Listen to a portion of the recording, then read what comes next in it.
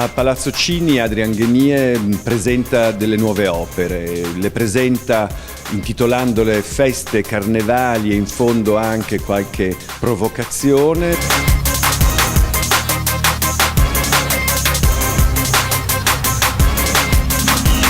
Sono dipinti nuovi di quella che è la rivelazione della nuova pittura internazionale, pensata proprio fra le acque di Venezia, le maschere del carnevale e anche appunto questo nuovo tipo di pittura che affascina e che lo fa, e anzi ormai lo conferma, come il più grande pittore contemporaneo esistente, giovanissimo, brillante e soprattutto un uomo che vive di pittura e che la ripropone a Venezia alla Fondazione Chini.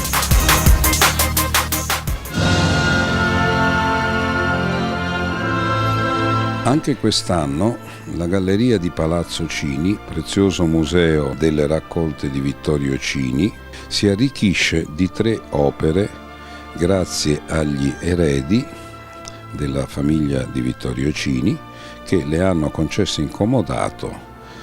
Siamo di fronte a una Madonna col bambino di un maestro ducesco, cioè senese, degli inizi del XIV secolo, che è un quadro molto interessante, la Madonna in trono, in maestà, e piccoli sotto ci sono 2 donatori. Anche la comparsa dei donatori è un fatto nuovo nella pittura senese del 300. La seconda opera che viene offerta in comodato dagli eredi Alliata di Vittorio Chini è questo Cristo porta croce, attribuito a Baldassarre d'Este, cioè vicino da Ferrara, che farà bella mostra di sé all'interno della collezione dei ferraresi nella sala qui adiacente.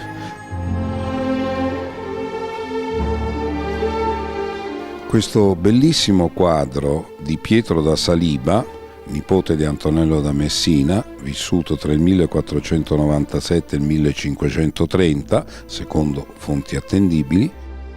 Questo quadro, molto penetrante, è dipinto con la tecnica a tempera su tavola con oro nella aureola del Cristo, e in un inizio di prospettiva molto interessante. Questo è nella sua collocazione definitiva nella Sala del Rinascimento, che accompagna quindi il Botticelli, il Pontormo, il Piero di Cosimo, Luca Signorelli, Filippo Lippi e altri quadri importantissimi in questa sala.